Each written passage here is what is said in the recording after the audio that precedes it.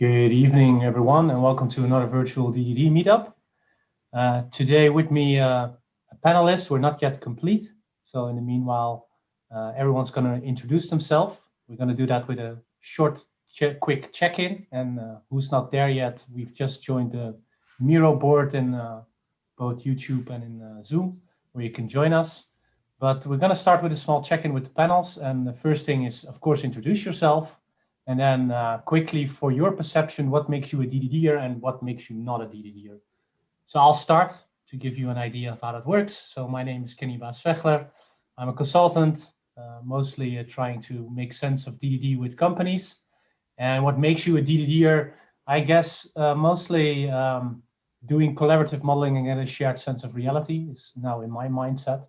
It's what mostly makes you a DDD'er. And what makes you not a DDD'er, just practicing any of the tools practices by itself without having the mindset.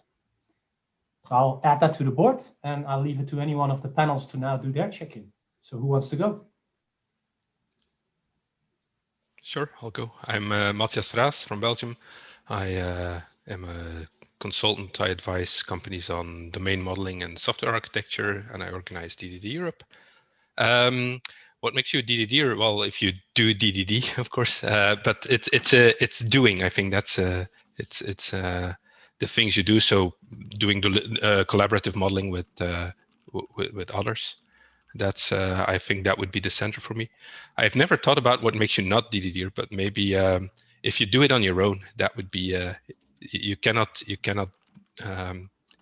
share knowledge with yourself that easily. So that would probably be the start for me for what it is not. I pass the baton to Nick. Thank you, Matthias. I'm also a consultant. I typically work with CTOs and engineering leaders, a range of activities from strategy to architecture to building teams and actually delivering projects of work. I would say what makes me a DDD'er, I love to fall in love with the problem and to explore possible solutions by modeling things collaboratively. What makes me not a DDD'er, I love BPMN. I will hand over to Jessica. Hey, I'm a lead developer and I speak on the topic of maintainable systems and various other things. What makes me a DDD'er is that I like to see systems as a whole and make sure that there's a common understanding with those systems. What doesn't make me a DDD'er is that I try not to see things from a very small viewpoint and try to see it from a number of different areas of the business and how that connects together, both within tech and outside of it. I'll pass on to Maxime. Hey everyone, I'm Maxime. I'm a software developer. I'm also organizing the new Crafts conference. What makes you a DDD'er? I think good communication skills. That might be a good point. And what makes you not a DDD'er? I don't know, something like focusing too much on tactical patterns, maybe. And this is Kristina's turn. Yeah. Hi, my name is Krisztina. I'm software developer, coding architect for years now. And I'm not a consultant, I'm an employee, was always. What makes me a DDD'er, I had different tendencies here, but I think the most important part is applying these DDD principles from the product as a product-driven design and working decisions. And this starts for me not in the development, but with the idea. And what I consider making me not a DDD'er is stuff like CRUD or technology-focused decisions. Yeah. Yeah, and I'll write our case with it. Right? So I just wasn't too fast on your what makes you a DDD'er to capture that, Jessica. Can you perhaps repeat it? It's just too slow. Oh, no, it's fine. I talk too quickly. It was along the lines of that I like to see systems as a whole, looking at the bigger picture and working with various teams inside technology and outside of technology. Oh, sorry, I got a bit distracted by the pineapple on the board for a second. Yeah. So we have a few rules. People can see it on the left side. Only Nick can make pineapple jokes, and Krisztina does challenge every requirement. So for the people now in YouTube and Zoom, there's a question backlog at Zoom, and I see Marco is already picking one up. So is it important to be a DDD'er? So that was a good question I have. So why is it important to be one, and are non-DDD'ers less valuable? So who wants to start reacting on that? I think I'll give this a go. Oh, you go first. Go ahead. No, I was joking. Go ahead. I was going to say that we talked a lot already about DDD being a mindset, but I also see it as a group of guidelines. It's not a rule book. So as long as you've got the right mindsets, I think it's very valuable, but I wouldn't discriminate against people who didn't think in that way. I'd probably just try to encourage them to join the dark side. But there are other valuable ways of working.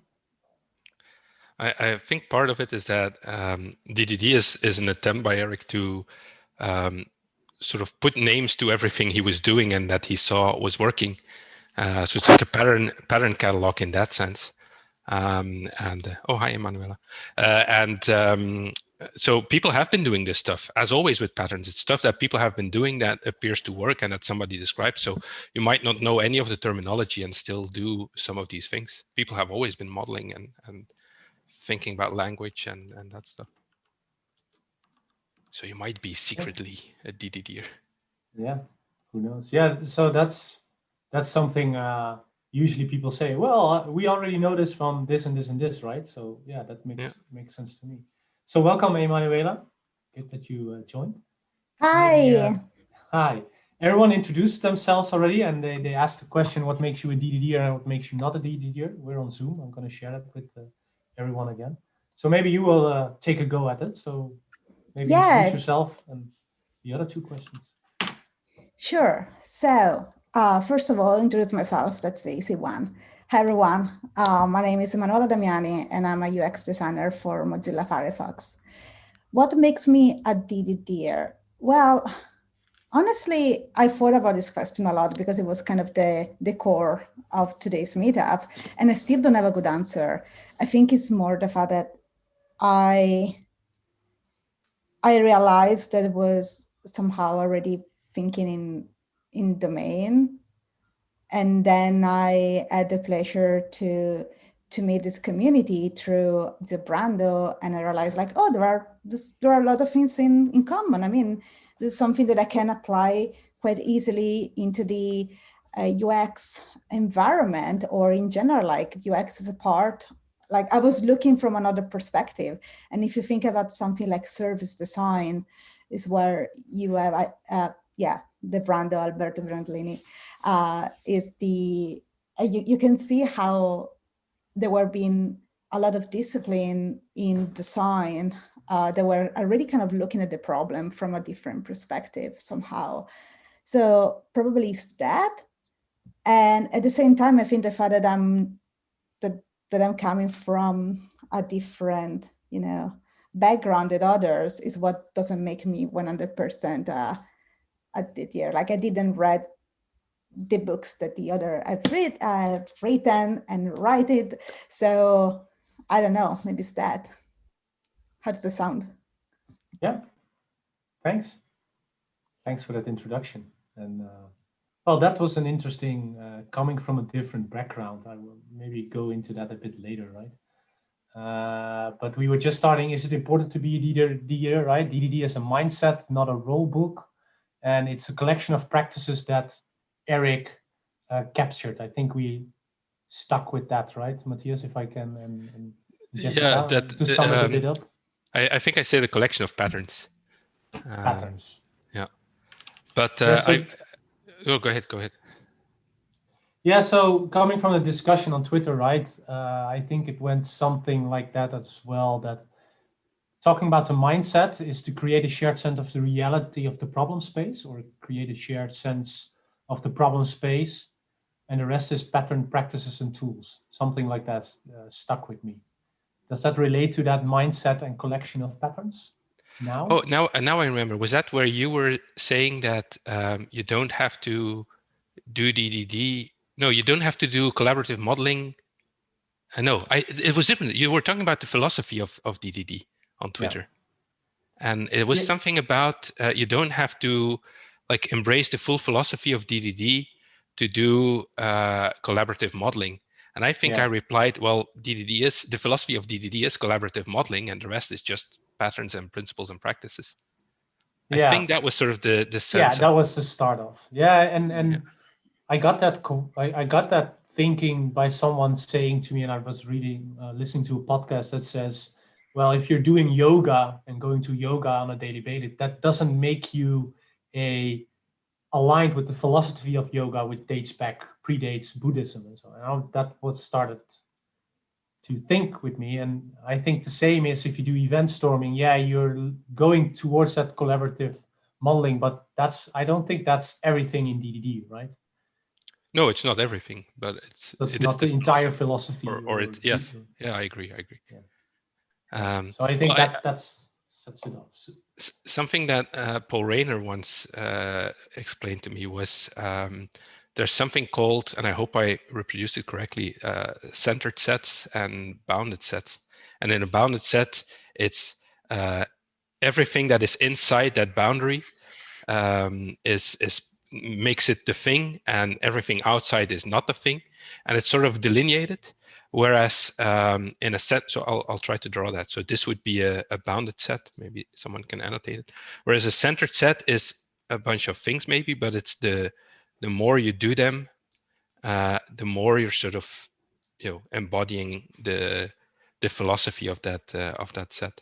Something like that. I think that's how he explained it, and that stuck to me. That so he explained it in the context of DDD as a centered set, and something like TDD, test-driven development, would be a bounded set, because you do tests, implementation, refactoring as a cycle. If you don't do this in this order, you're not doing test-driven development. You're doing something else that might be valuable, but it's not TDD. Whereas with DDD, it's more like the more you do these things, the more it is towards, centered towards DDD. Yeah, Krisztina, I was just about to say, does anyone have another different opinion there? I see you're raising your hands, Krisztina. It's not different. I just would continue your idea. You are doing collaborative modeling. You already learn about this, and you knew that it works, and it's good to do. So why stop there? Why don't go the whole way and use these wordings and everything what you learned in everything what you do, and the mindset, and you have already the mindset to collaborate, to be curious, to find out what the other things. So why stop there? Why not do the whole circle and have this whole context and apply everything what you can? It's not pragmatical, and why not? It's not so hard, because it's just a different kind of thinking, and not thinking like to technology, but thinking on, oh, this is the business. How can we solve this? I think Mathias hinted on this a bit earlier as well, that some people are practicing this mindset without really realizing there's a term for it. I know when I first started in technology, let alone in this area, we were talking about we were having a discussion about a problem we were having, and somebody quoted a DDD book, and I had never heard of domain-driven design at that point. And then I read it and went, oh, hang on, I've been doing a lot of this for a while. This makes a lot of sense to me. But it's, as you say, for a lot of people, it's almost like common sense. It's the way they just naturally think, so they don't even realize they're doing it. So being aware of the tool set available, when things are suitable and when they're not, because in certain cases, not everything is the right way. But yeah, I think having an awareness of the various tools available to you within DDD is hugely advantageous. And there's, for me, a thing that I want to point out, because Eric also says DDD is not done, right? So I think DDD as a whole is not bounded. The book is bounded. You can read the book and it's clear, well, maybe not clear to everyone, some not even to me. Oh, not even, that's a bad word.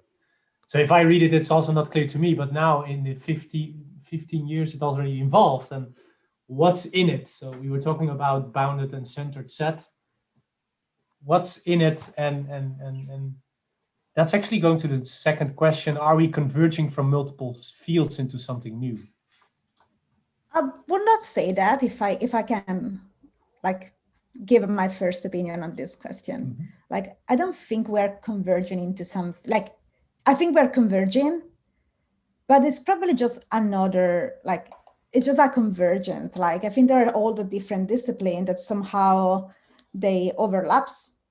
But I will not say there is something new. I will just say that it's a matter of having the right mindset. And when you have this kind of mindset, doesn't matter from where you're coming from, you're able to have that collaboration and to build on top.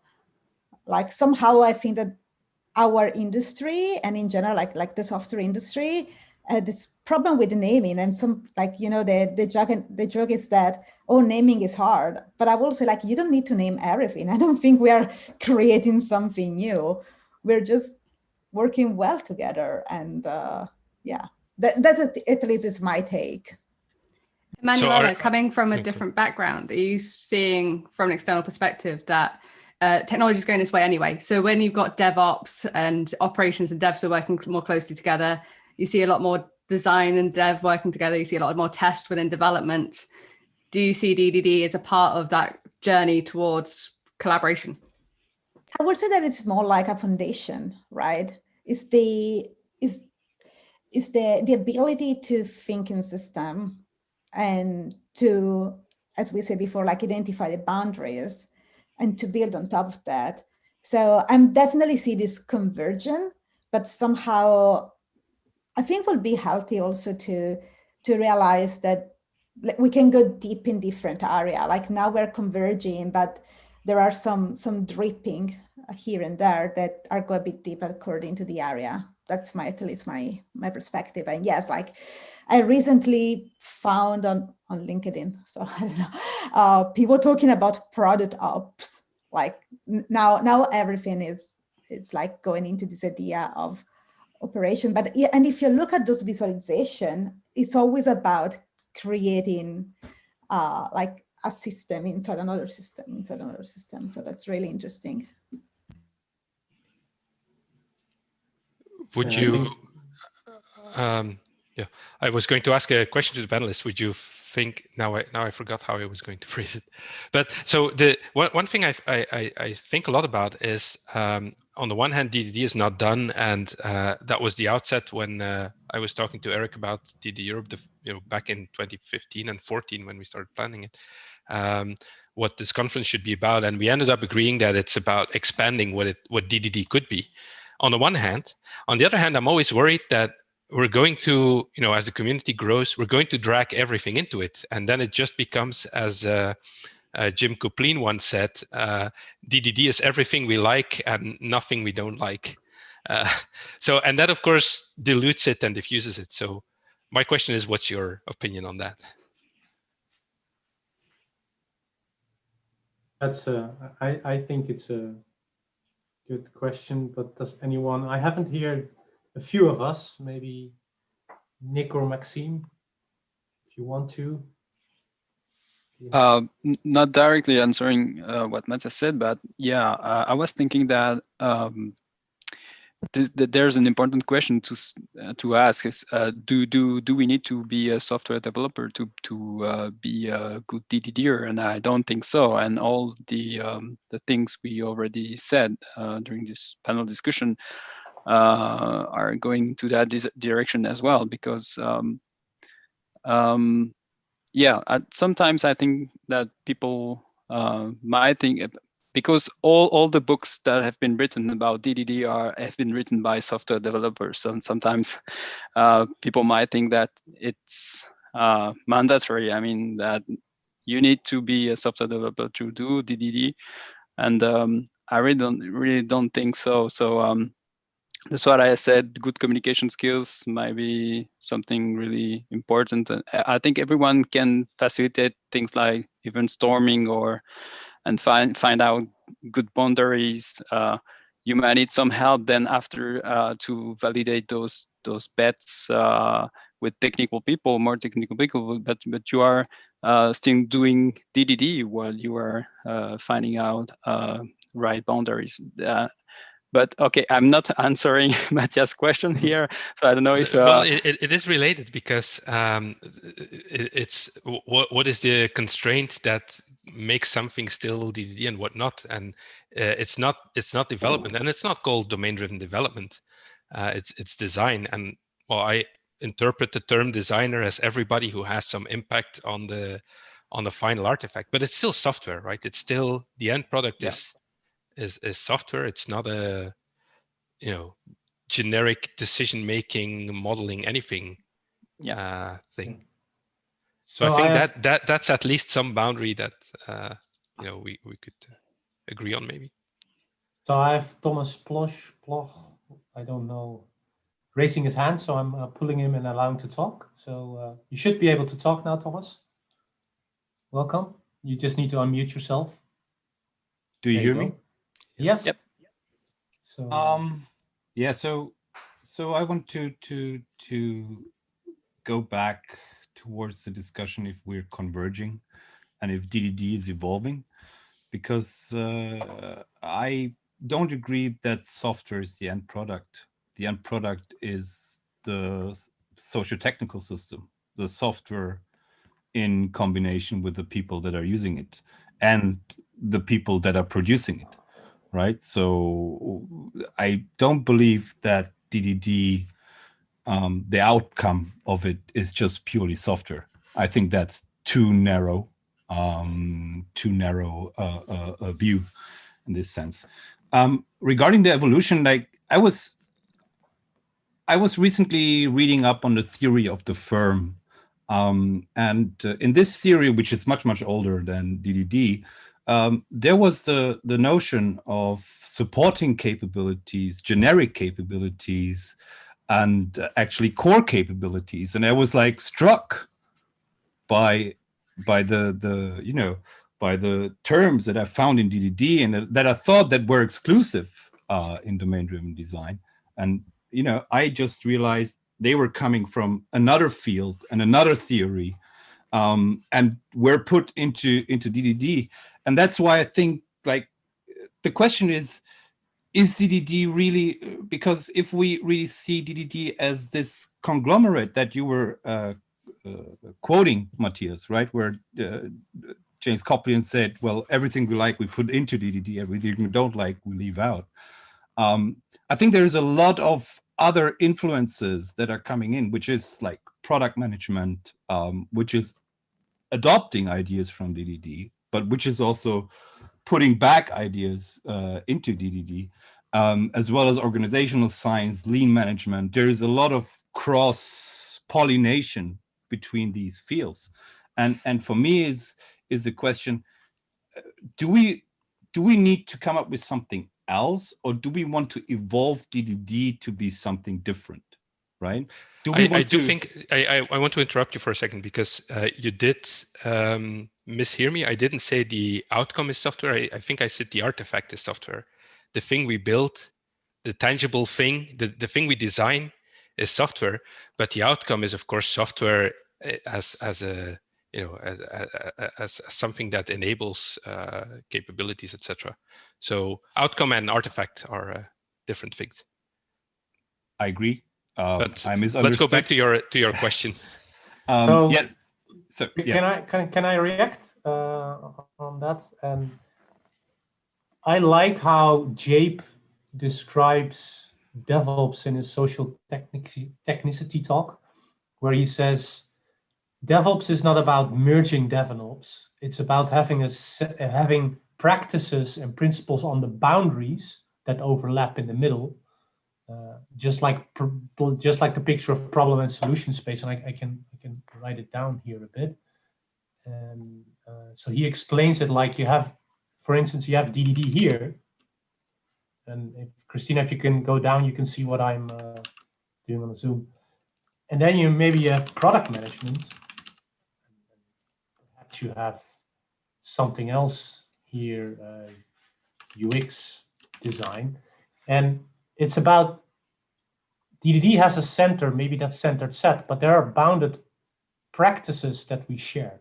That's how I think Jape explains these things. And I like that explanation that we're not trying to do this, right? We're not trying to merge product management and DDD. No, they have their own goal. And I think, Mathias, you said, right, it's the essence is software. And I think Eric says it as well. It's it's designing models for creating software, I think is one thing he says. Yeah. And so if that's the focus of DDD, then of course we need product management, we need UX design, we need whatever else you can think of, right? It's always hard to do this because you always exclude one part out. So sorry for that if someone won't go continue on. So that's how I would see it. What do you think, Thomas? And what does the rest think? I think it's, if I may, this is exactly what I like in it enables. It enables us to think about UX, to focus on the product stuff, on the feedbacks, what we get to get feedback, because we don't think about technology and how to implement what, but it changes the focus. It moves the focus towards what we want to achieve. And then, of course, we have marketing and we have, I would say UX is even more inside, or it's overlapping even more. But of course, there are a lot of other things which don't have to be included in DDD, but DDD is an enabler to go that way. Yes, I don't think it will be bigger, but it just make things, make us able to think about other things and deliver a better app and a better artifact and a better outcome. The enabling part, so if modeling is a way that we think about something, we're always modeling, right? Everybody's always, that's how we understand things. So modeling can be a way for a business to think about itself. The thing that I think makes DDD maybe somewhat unique is that as software designers, we need to talk to computers who are very strict in their interpretation. So when we do modeling, when we do programming, which in itself is a form of modeling, we have to be precise. And so DDD is a way of the business understanding itself in very precise terms. It needs to be executable. It needs to compile. It needs to be correct. So I think that enables something. This force to pull us into more precision, and not just wing it as you could do on a whiteboard. So we have Marco also raising his hand, so I'm gonna allow him to talk. Just wondering, can we hear a bit from Nick? Because he was smiling through most of that conversation, but never said anything. Yeah. He's trolling on the board, I saw it. Let's hear from Marco, and then maybe we can follow up on Nick. Thanks, Jessica. Okay, yeah. Marco. Hi, thanks for having me. So you said, Kenny, that DDD has its own goal, and someone has written that the problem with a centered set is that anything and everything can be dragged in. So I have an open question for the board, and let's say specifically to Nick, because I want to hear his opinion on this the most.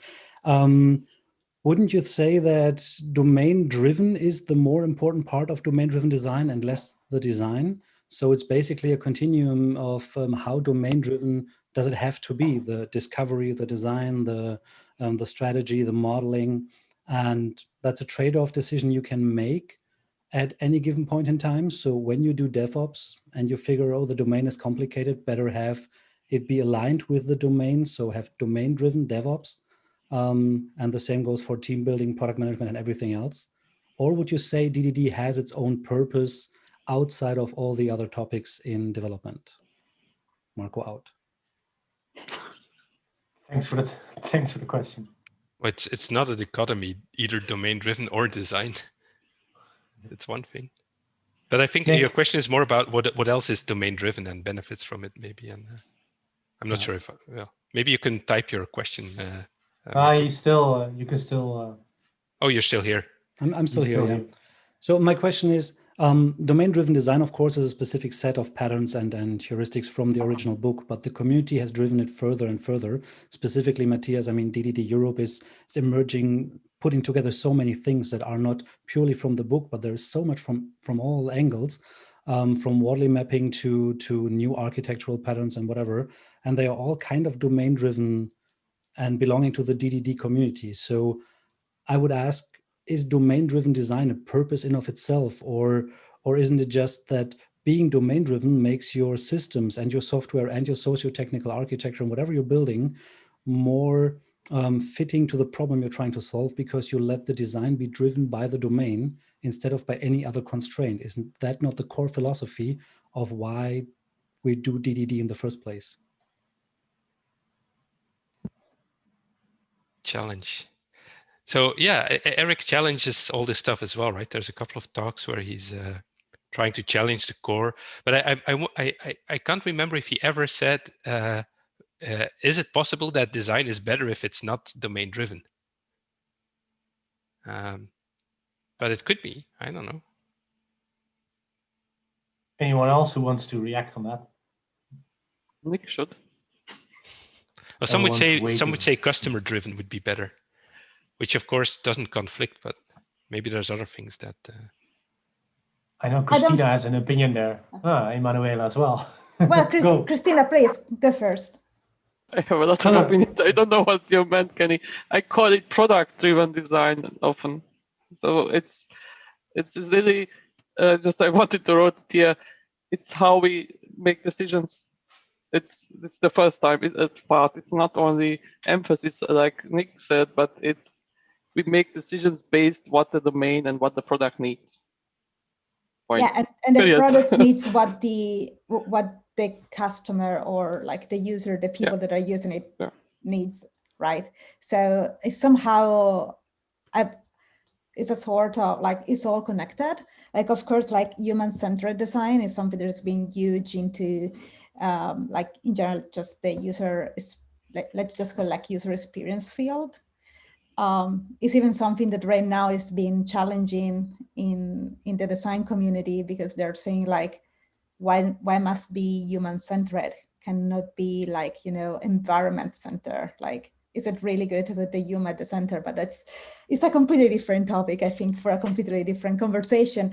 But like, that's why I somehow, even, I'm coming from like, I consider myself a user experience designer, so I have like user people in my name, in my title. But somehow I like it most thinking that like it's about the domain, because people act and behave different according to where they are. So having the domain as something that helps you to define what are the action, what is the thing that is going to happen, it really helps, and it really makes it make it easy to identify new challenges as well. Like it make it easy to identify where can be some pitfalls and stuff like that. At least that's my experience. But thank you, Marco. That was a really great question, I think. Yeah. Thanks. Yeah, just to add on to that, sorry, you go ahead. No, I was just going to say not all software is a product, and not all software has customers or even users. So you can't capture. A user can be another computer as well. Like a user can be also another service somehow. Sure, like, but we wouldn't. I don't know. Yeah, I agree. But it's a different, at least different kind of user. Go ahead, Jessica. Yeah. Actually, that led quite nicely in, because I was about to say with Emanuela's comments, domain-driven design conversations are led with ubiquitous language. So you have your designers, you have your devs, otherwise, and we're all talking from the same page, which I think is really key to all of this. So by having our domains defined, it helps us with those conversations, and it kind of stops those kind of conversations such as, are we talking about a user or a consumer, or who is this for? Because we're all talking the same language. I always have such conversations. I using the word customer and user are for me two different persons. And I have colleagues which are using interchanged user or customer, and I always ask, who do you mean now? Oh, for me it's the same. No, it's not even nearly the same, because somebody wants to buy something, it's a customer, somebody's a user.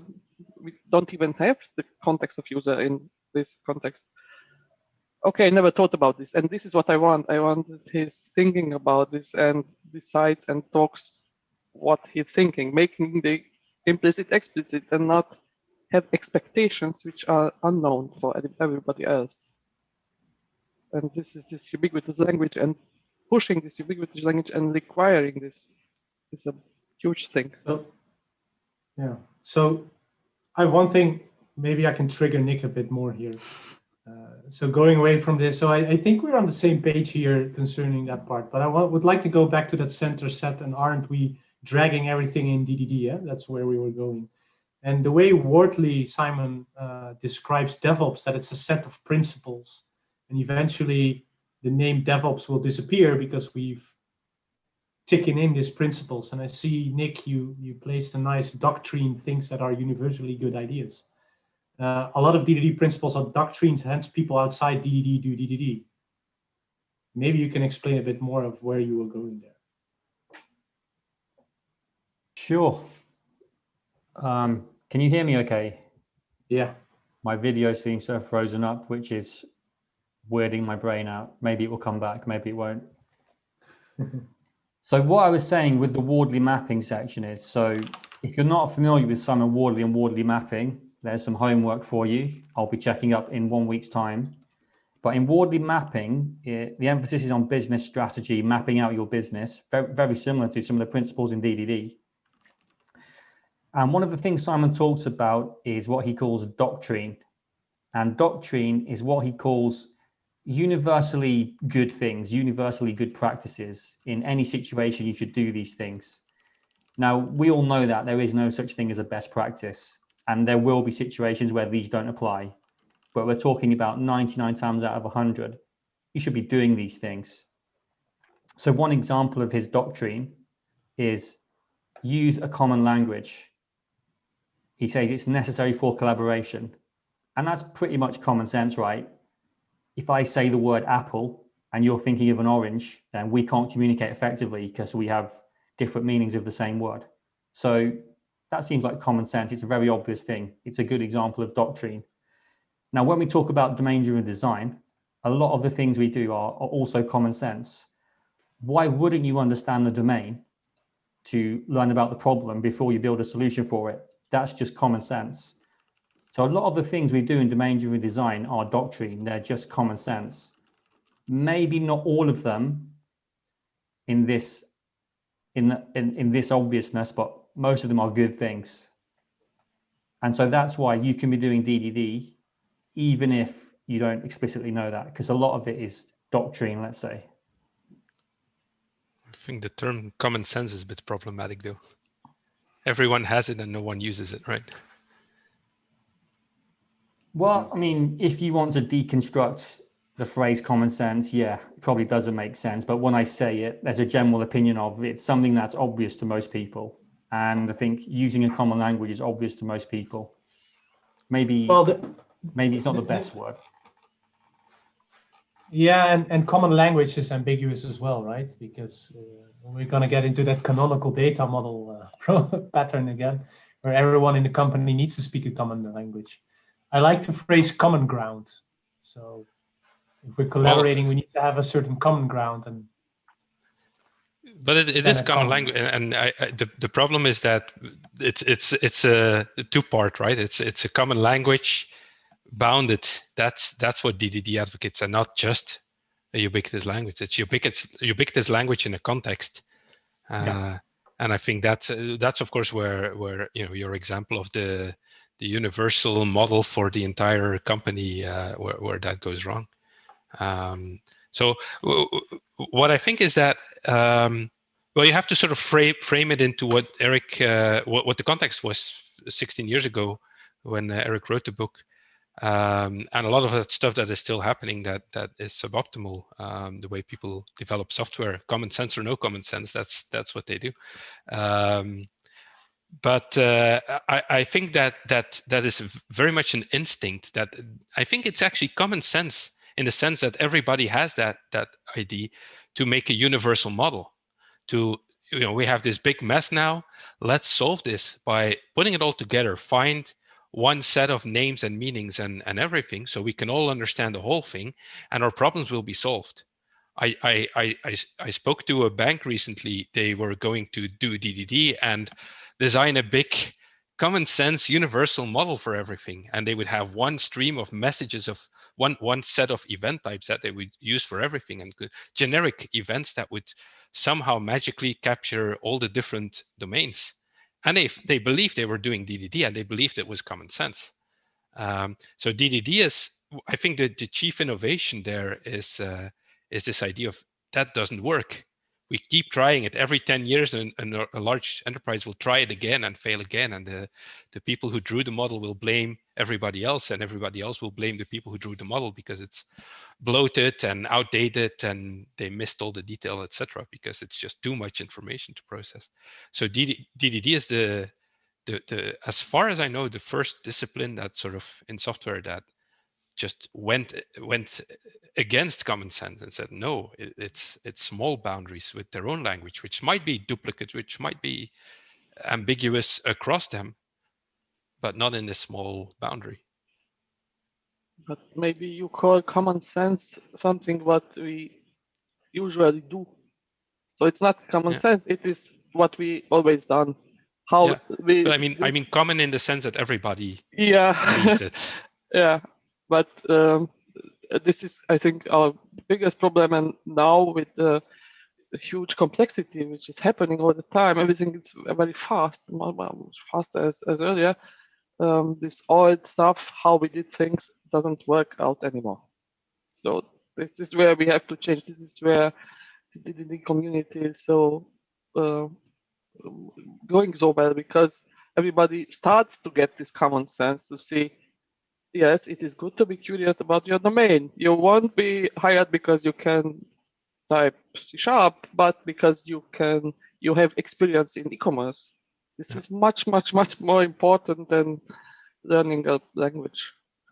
And this is what I love in DDD. Implementation becomes implementation detail. Business is to understand what's the difference between this event and the other event, not to make such terrible mistakes to have one event stream for the whole bank. It cannot be common sense. It is just a good old stuff. So why are smart, experienced people still doing that then? This big universal model. Why is it so tempting? Social. There might be a place for, or maybe like a meta ubiquitous language. I don't know. Maybe we can have ubiquitous language that is valid for bound context, but maybe there's I don't know, this idea of having a meta ubiquitous language that everyone can understand, even if you're from another department or another bounded context or subdomain. I don't know. So I don't know if there's a place for that, or if it makes sense to build that general ubiquitous language that everybody could understand. I'm still asking my question, but it might not be the topic of this discussion today. But yeah, that's interesting. Thomas Bloch says on the chat, it's like the desire of physicists to find the one formula that explains the universe. Yeah.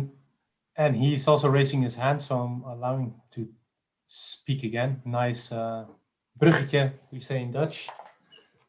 Hello. I answered this question already. Yeah, you can answer all the questions actually.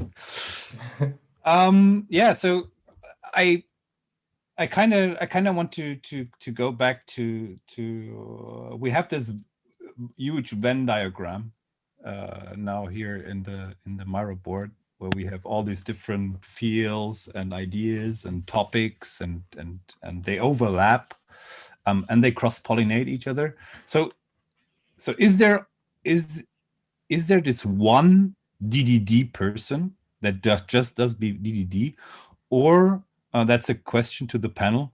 Do we actually need more specialization, like we do in science, for example? That there is a DDD that is dealing with general systems design. There is a DDD person that deals with enterprise architecture, or there is a DDD person that deals with UX design or product management. That because the field it's just exploding. There's so many things that are pouring in, and our understanding of the different topics is growing. So it's again leaving this space of one person being able to know everything and to be able to do everything. So the question to the panel is, do you believe that we need more specialization in terms of DDD, that we have different DDD fields, that will emerge? Well, maybe the original goal of domain-driven design has been achieved. Maybe the thing it set out to do has been achieved. It changed the way we think about building software. And now maybe we can remove the domain-driven and we can just think of this as designing systems, tactical level in software, strategic level with architecture, at an organizational level, things like make the implicit explicit, bounded contexts. These have applications well outside software. Well, I agree, Nick, but then again, I disagree that we achieved it. I still see a lot of anemic domain models in code, object-oriented code, mostly. So I'm not sure if we achieved it, but I think if you look at DDD as the center, maybe DDD will get swallowed up eventually in all the other ones, because it is about, again, that collaborative modeling. But then again, Maxime, and this is always, and I know this was a discussion as well on Twitter a while ago.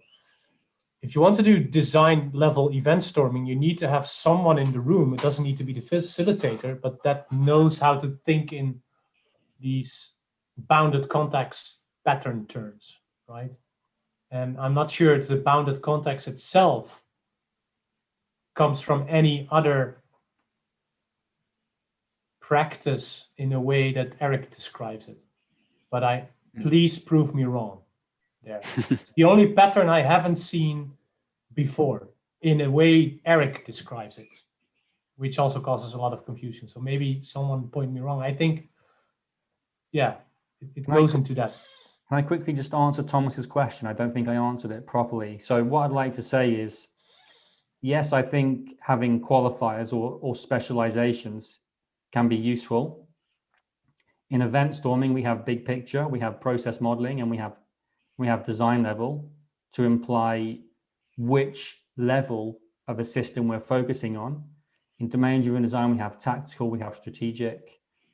So maybe adding some qualifiers to things can be useful. Of course, there's always the risk of unintended consequences that we don't know about doing this. But in order for us to be able to communicate clearly when we talk about domain-driven design, if we're all thinking about enterprise architecture, DevOps, UX, product management, which bit of DDD are we talking about when we use that word?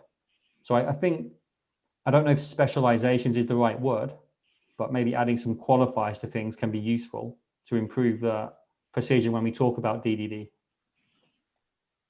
Every industry or concept or domain ends up with specializations. It's just as soon as it grows big and complex, which software definitely has in the last 50 years, you need specializations.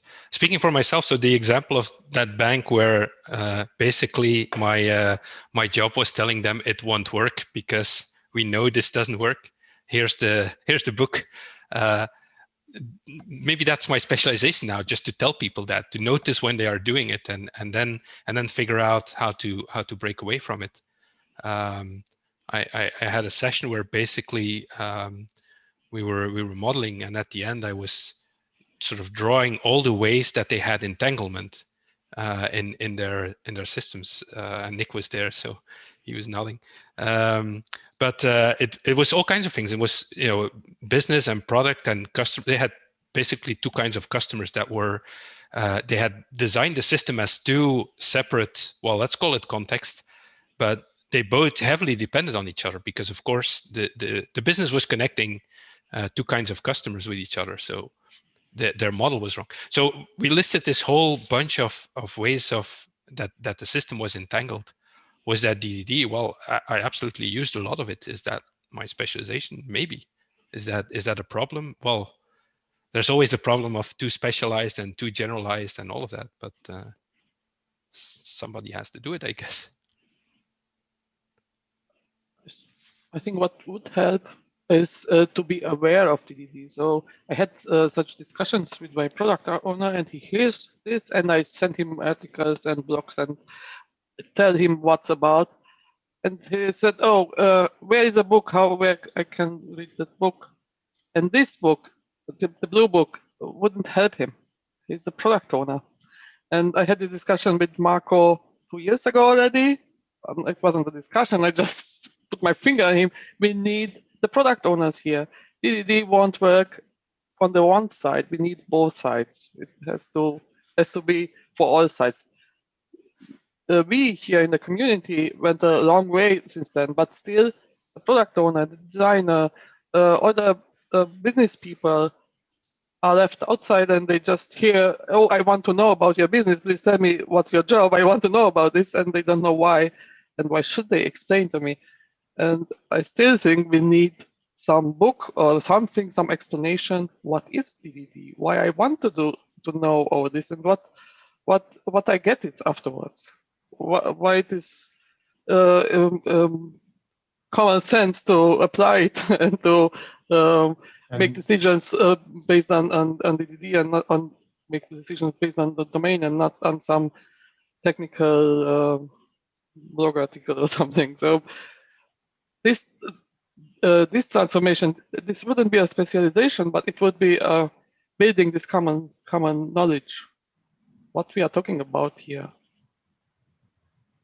So is DDD then a set of doctrine that eventually, if companies start pulling that in, and as Nick said, maybe then, I thought it was Nick, it leaves the essence or need of DDD gone because we took it in? We are aware of these things ourselves as a company? What do you think?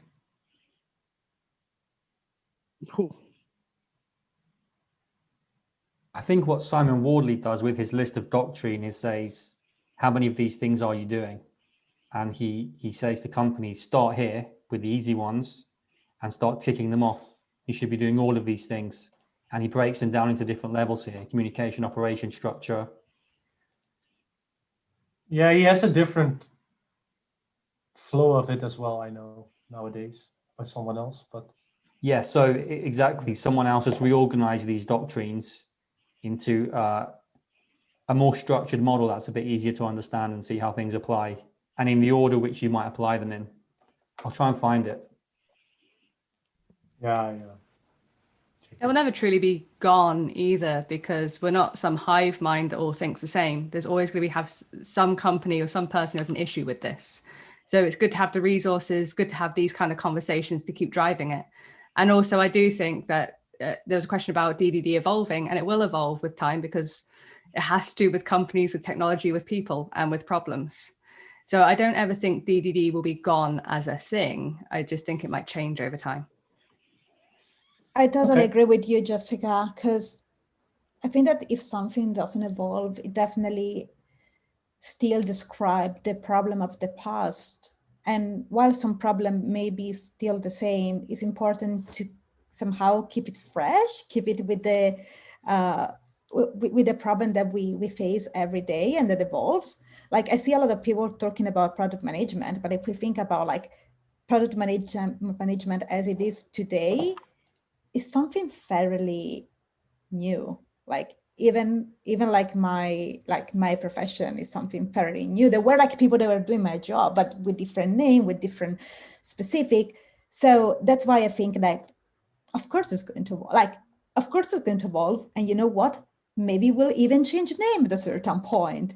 But somehow, because they're based off those principles, like we're saying over and over tonight, like this common sense, we're going to end up in something fairly similar in terms of the baseline, like those values, those doctrines. That's at least my opinion. And see Matthias nodding and makes me happy. Yeah, well, I think we haven't even decided if DDD is a doctrine, a set of principles, whatever, or a discipline. Discipline as stuff you do, and the more you do it, the more you get the advantages of it and the benefits. And maybe it's both, and well, it can be many things. but it has certainly in the 10 years or so that I've been involved in it, evolved much more from just sort of low-level discipline to high-level mindset and conceptual and doctrine. So, but maybe it always was those things. So so there's another axis of is DDD changing, or is it just the community that is changing, or and there's always the question of how was it intended, how is it practiced, how should it be done, because even the how it was intended could be wrong. So you need a matrix basically to figure all of that out. Do we have a 3D Miro, Kenny? What Is that a new business model? Maybe Nick can put that in Miro.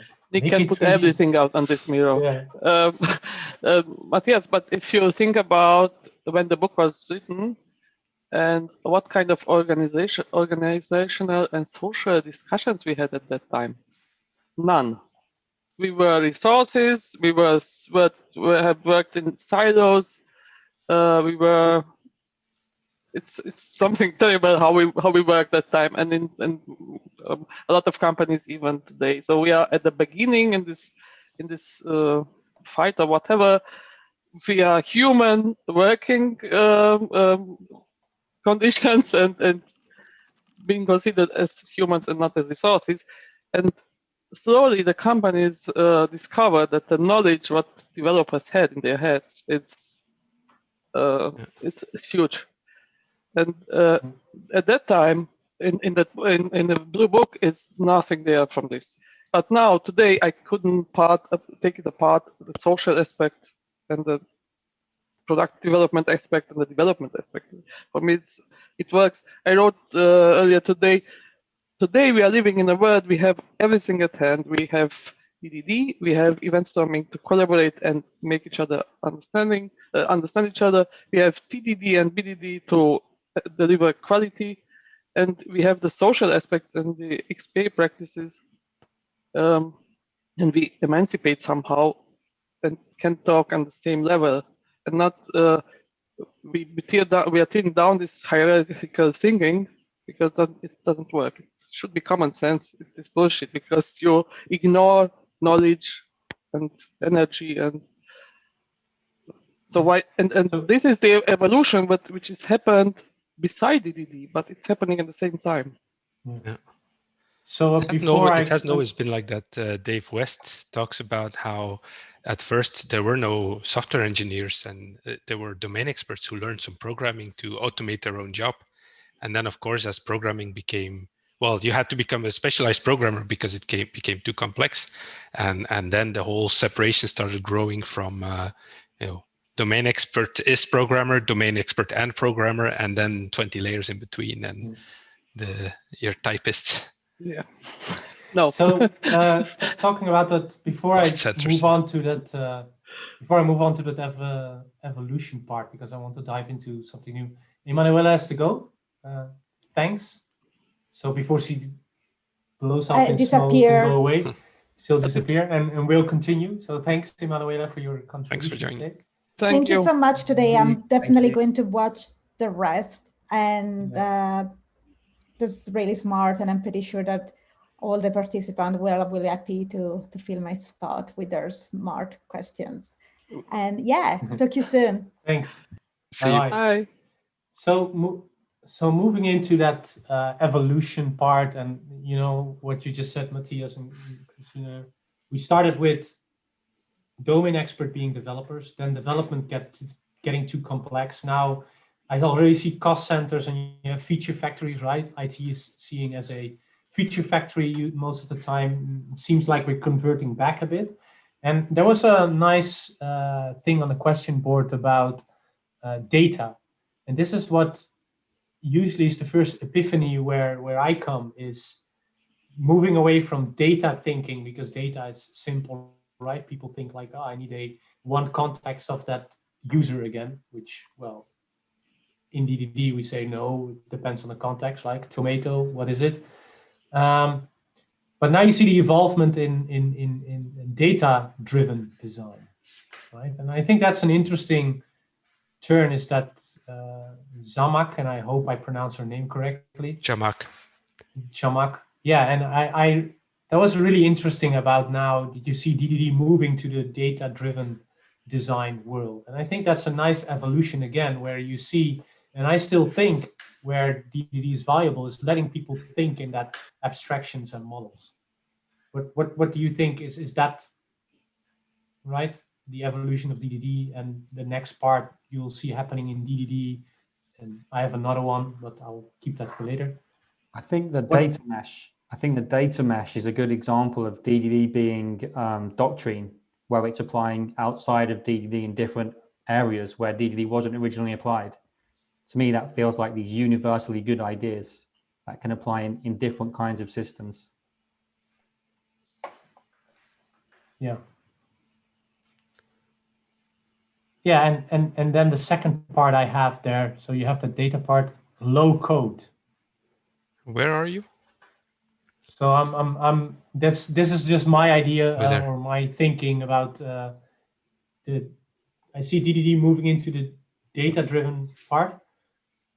But my other question is, I really see it back, and this is just a question to the panelists, is now with the low code emerging, I see things starting to go back again, where people think, oh, just give me this low code platform and I'll start designing my system itself. But actually they're entangling system because they're not thinking about design.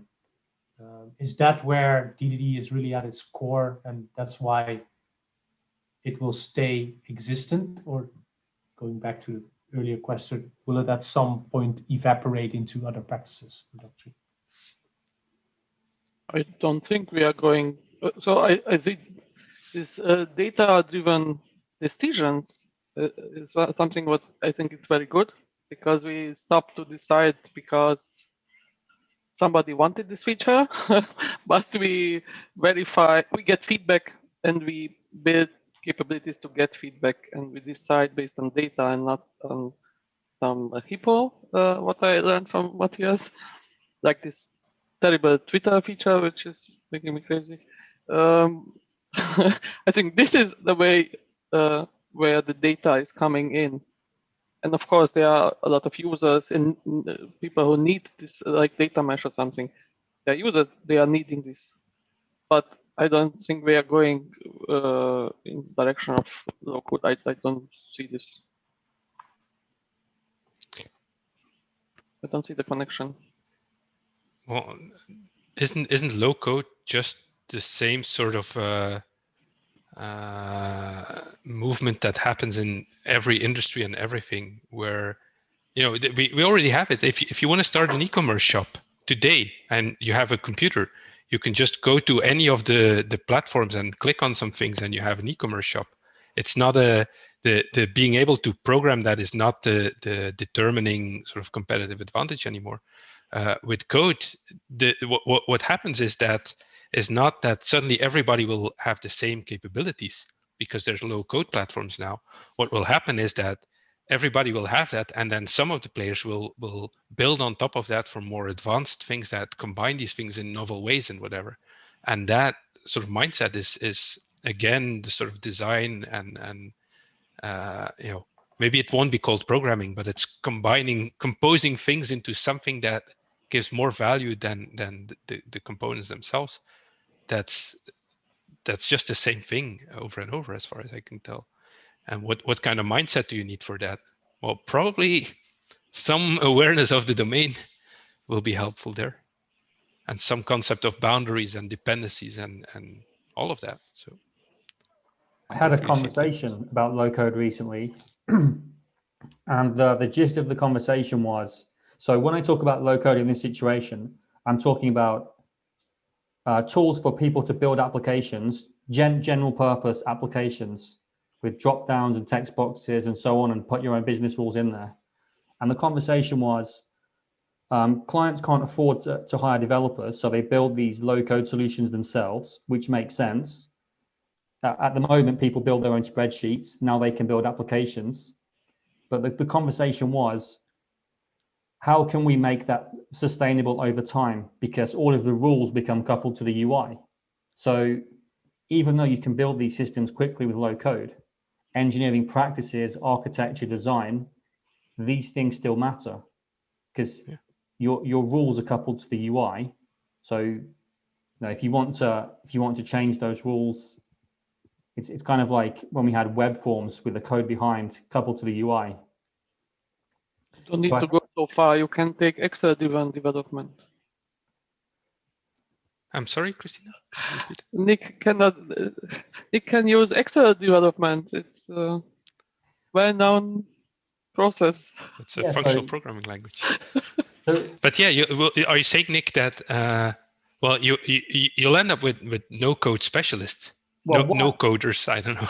What I'm saying is, when it comes to building reports and generating reviews off data, that seems okay. Like they can't do any damage there. When it comes to business rules, data consistency, being able to evolve systems, those are the hard parts where engineering still counts. And I haven't seen a solution yet where load code solves that, where you can have complex business rules, a system you want to modify and evolve over time, have tests in place with continuous delivery. I don't think low code has solved that yet. Well, it has, in the sense that we have solved that for Excel. If you have an Excel that becomes too complex, then you pay for developers to replace it, and the same thing will probably happen with stuff like that.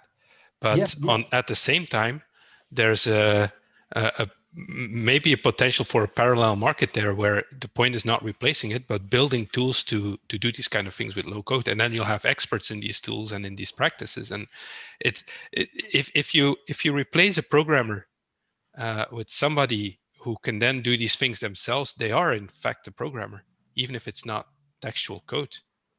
It's just the languages improve and the abstraction levels go up.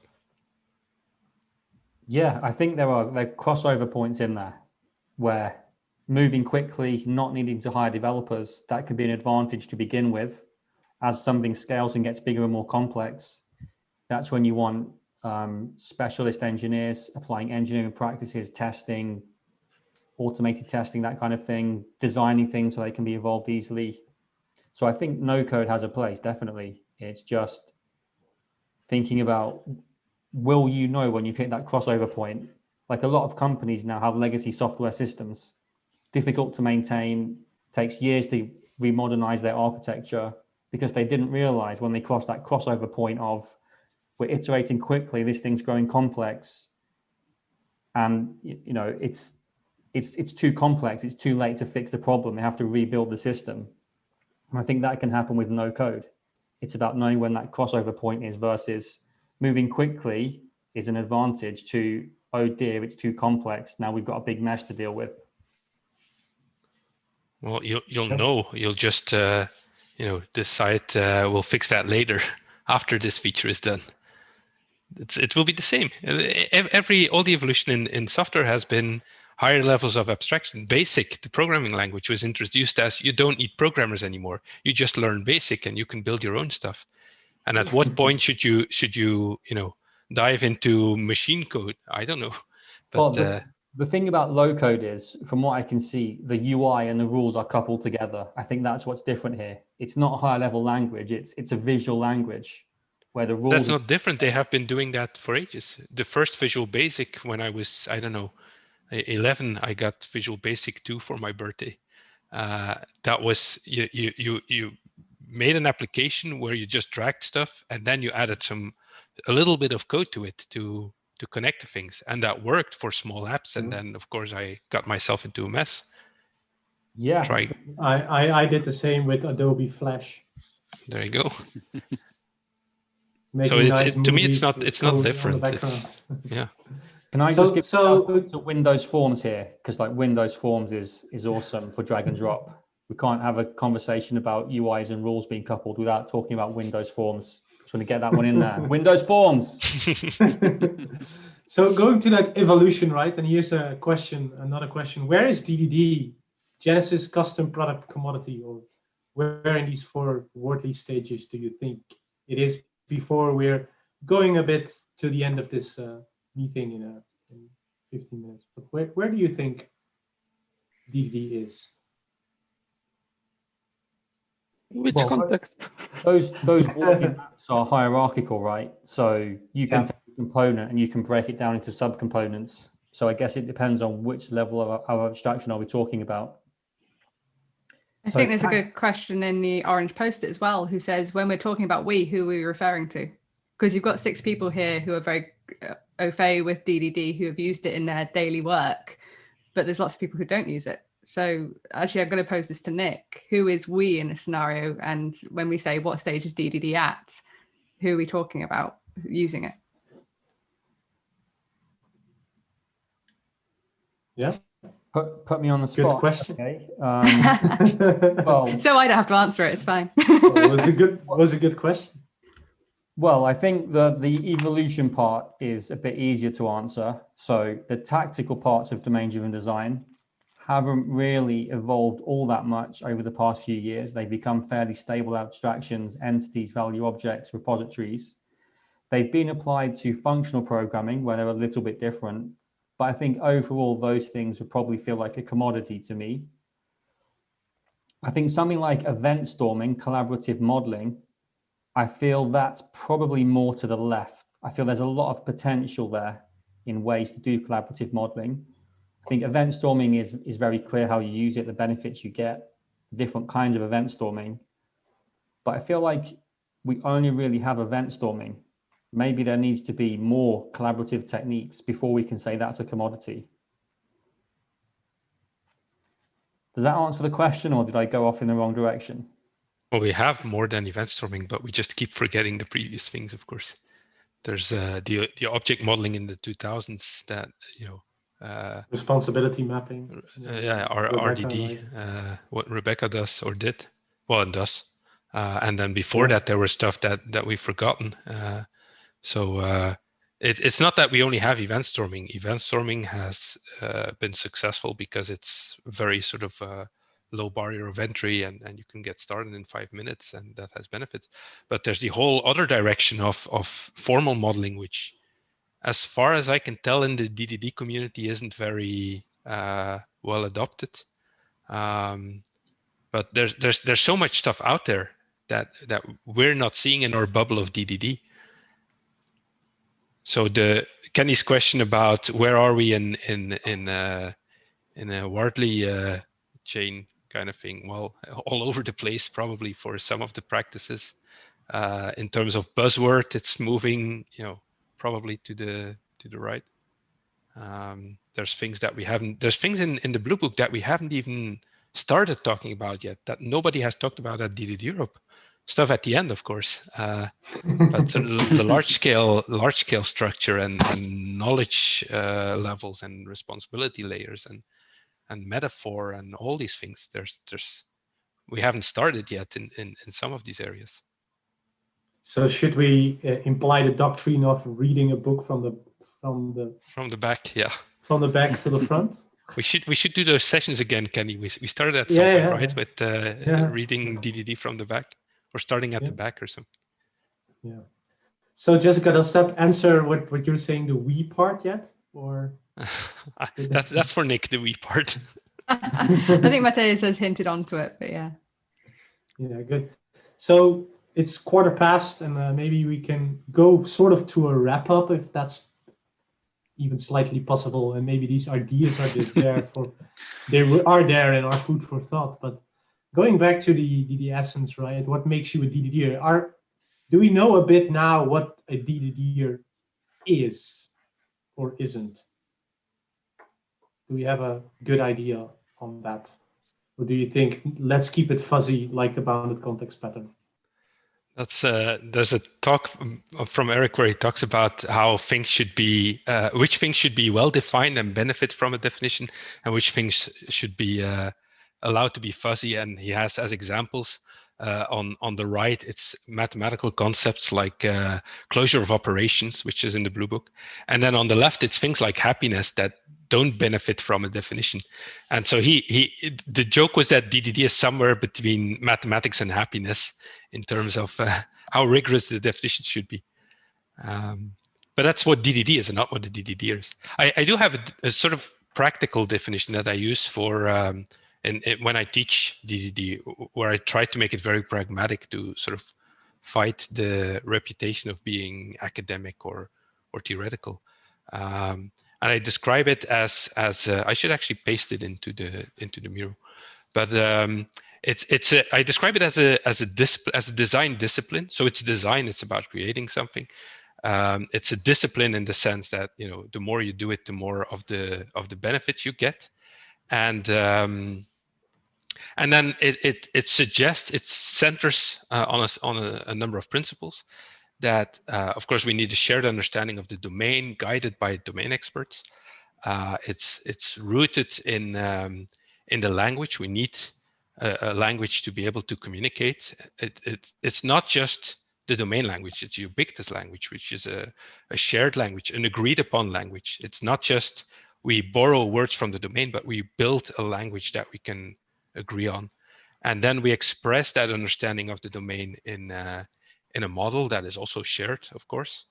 And we do that by explicitly finding the essential complexity of that domain and grabbing that and making that visible, as opposed to what usually happens is it gets hidden. It's the complexity is invisible, which makes it worse, of course.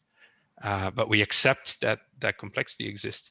And then, because the only way humans can deal with massive complexity is binding it in contexts.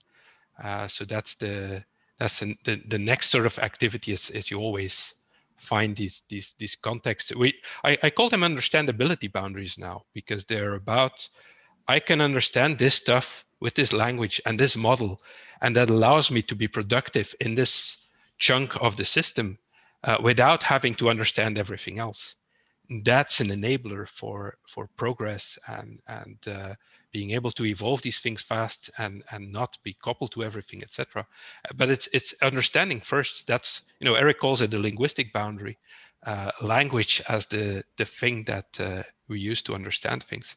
And then all of that I just described should be continuous. You always keep it in sync. If the domain evolves, if the language evolves, the models evolve, you always do all of those.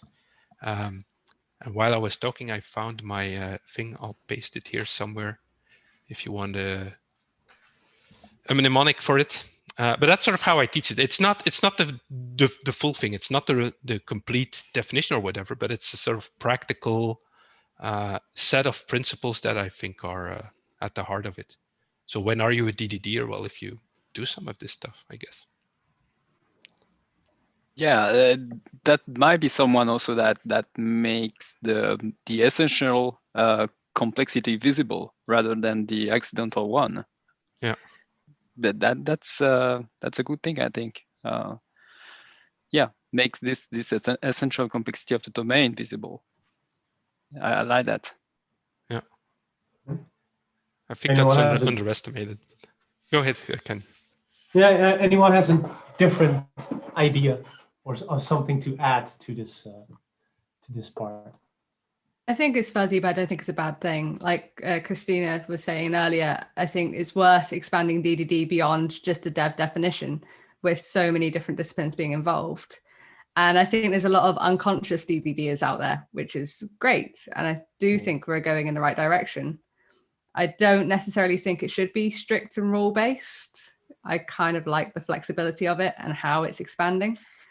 But that's my point of view. That reminds me of a short conversation which I had with Nick about the fuzziness that you just described, Jessica. And that went into, if you look at BDD, right, at some point they focused on the formalization given when then, while the fuzziness of the exploration is where the essence is. And as soon as we get to that formalization part in DDD, that probably it will get victim to that same part, like it already maybe does in the tactical patterns, right? If you do aggregates, then you do DDD. But I think that fuzziness is there so you can create different insights. So I think that's a nice one. Yeah. I think this should be fixed, because nobody should think only because having repositories it's doing DDD. I never heard this until Mathias saw this on Twitter, and I thought, huh? Who would think like this? And then I saw this in a DDD Slack channel, and then Me in 2010. I think me in 2010. Yeah, sure. All of us I in was 2000. I was thinking that I was really doing DDD because I had repository in my code. Yeah, but you didn't stop there. No. You realized afterwards, this isn't it. And of course, everybody. I also had this a private conversation on Twitter with somebody I don't know. Just wrote me asked about DDD, and I explained to him this. All this stuff is the technical part, and it's not so important. The business is important, and he was very, very thankful. And I hope he said he gets it now. And I think we shouldn't stop there and say, okay, BDD went wrong with this Gherkin stuff. I heard this tool. Oh, BDD is only given when then. We can fix this. We can explain this is not true. And for today, I thought we will talk about the benefit, why we are doing BDD. And I wrote a few sentences. I would like to say only one. The last one from the 6 benefits, what I see, what I live every day, and one of them is, for me, it reduces the level of uncertainty regarding my decisions, our architecture decisions. It moves this responsibility towards the product and the market. If I understand the domain, if I understand, I mean, we understand the domain and the market, then we take decisions based on this and not based on some technical stuff. So there's chances that these decisions are correct, and this is what I see every week, are very good.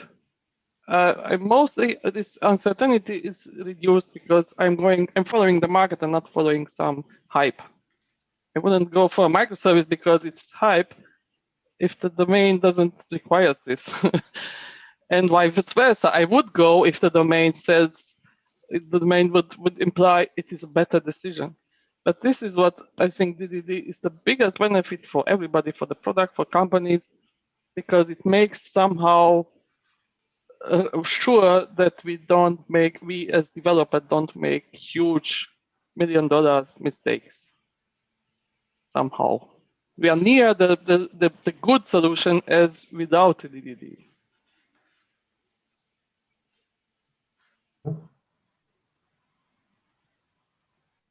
Thanks. Anyone else want to react on that part before? Well, I think we should go to a closure.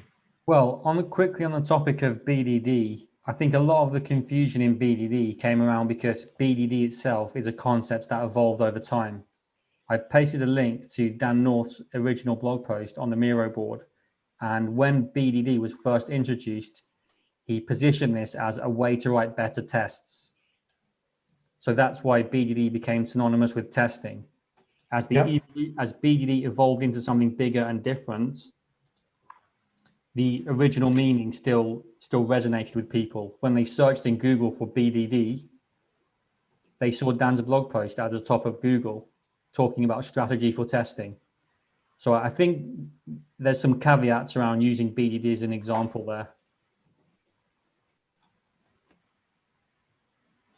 True. So I think we can go to a closure. I don't see any other questions anymore. I think it was very useful, and I always wanted to close off with one final question. And I had one on my mind that goes a bit like this. So how can we introduce a non-DDD'er tomorrow in an easy way to DDD? Just a quick question. Hopefully you can, you have an idea to answer that. Are you starting a new company? No. Is this your product? It would be a huge success. Yeah, but that's what we do now. That's what most of us does, try to introduce. So where would we begin? So the book of what you said, someone needs to write a book for product owners. So how can we introduce a product owner tomorrow to DDD? What's the easiest way to introduce them without maybe naming DDD? Well, we can obviously start with an EventStorming, actually. So that might be a good opportunity to discover things without naming them. You will introduce principles and patterns from DDD, but without naming them, and then you will introduce concepts as soon as you're getting further into the discovery of the domain with that person. Maybe, I don't know, that might be a good idea. With myself, I have a history of working with rather messy systems. So I'd probably do it the way I work with people normally, which is here as a service, talk me through exactly what it's doing, what it's responsible for, and where do you see the problems with that interacting with this over here, or even in itself. I tend to find people reach their own conclusion that is suddenly there's 3 domains in this thing that shouldn't be so highly coupled. So I'd probably try and use the same technique to try and get them there themselves, and then introduce them to the terms, the concepts, and everything else that's available within the DDD community. That makes a lot of sense, because I think based on what you're saying, it sort of triggered that we're always talking about introducing people to DDD, assuming they are beginning programmers. And sure, we need to do that, but the people who benefit the most are people who work on the sort of systems you just described. Usually the people who discover or find out that they have this need is because they work on these messy, complex legacy systems, and they don't benefit from, here's how you can, do 101 DDD. They want insights that help them reason about these systems. And then, what you're doing, right? I love messy systems. It's my problem. Oh yes, absolutely. Greenfield systems are boring. You don't know. Anything is possible, and then you don't know if it's useful or important or not. Or legacy systems, that's where. So going into that, it's my favorite quote from Liz Keogh. Just ask, can you give me an example of what this system does, for instance? Can you give me a clear example? That's all you need to ask first. And then use the Socrates method, like you explained, Jessica, right? And then they'll figure out themselves. And it also brings in product, because if you can't answer it, or if they don't know, they can then go to the product and go, how is this supposed to work? What is this supposed to be responsible for? And it ends up starting those really interesting conversations where suddenly you realize that this thing that you thought was a bug has been a feature for 10 years. And that you need to keep it somehow. But yeah, I think it's a solid way to have that conversation starter and introduce the principles. I Nick? think it's not Krisztina? okay, Nick. No, Krisztina can. I was saying Nick or Krisztina. So. I think it is a very good start, of course, but it's not enough, because we did this EventStorming a few times, and then and it didn't left anything. Okay, we had a good conversation, but they never thought about that this has an implication of how we work. So I continued with challenging the requirements and always showing this. We did this EventStorming. We had this and this terminology. Why are these user stories? Where are this terminology? Where are these words? Where are what we learned? So I keep pushing everything what we do, in everything what's not in coding too, but everything what's not coding. I apply this ubiquitous language, and I not expect, but I try to teach everybody to be explicit and use these learnings and think about what we learned and what we did in this EventStorming, and create some user stories and just write their ideas, how they would see this, and try to use the same terminologies and repeating and repeating and repeating. Because I don't have that book what we need. So I have to play it all the time and discuss in all directions, not only PO, but other developers too, that we are using the same languages and the same meanings. Good, thanks. Nick, to wrap it up. Can you replay the question? What would, too busy on Miro, right? What would you do tomorrow to grab hold people like a product owner into DDD? A simple way. Oh, I think I'll finish with how I started. I would get them to fall in love with the problem. I would try and visualize the problem and think about the qualities that the solution should have. And then if domain-driven design is a useful technique or a useful approach, it will guide us toward the solution. And I think it will. I think maybe event storming would be useful. I was recently working with a team of enterprise architects, very smart people, but they had a very different approach to modeling systems. They had a very data model centric approach. And I said, well, the goal of the company is to move towards autonomous product teams with doing continuous delivery, owning their parts of the domain. How can we turn this data model where everything's connected to everything into a loosely coupled software architecture? And so we started looking at domain message flow modeling. I said, look, let's look at this technique. Let's think about messages flowing between actors in the system. So I think, yeah, think about the problem you have, the goals you're trying to achieve. And then if domain-driven design is useful, there'll be some practices from DDD which you can apply to that situation. So I guess it depends on the person and the problem. Good. Thanks. And thanks everyone for attending the panel. I think this is a nice closure of today's meetup. I'm going to close the stream. We'll be hanging around as long as we still can here. But thank you for tuning in. We will be putting this as a podcast, and hope to see you at the next meetup. Bye-bye. For having us. Bye. Bye. Thank you. Bye.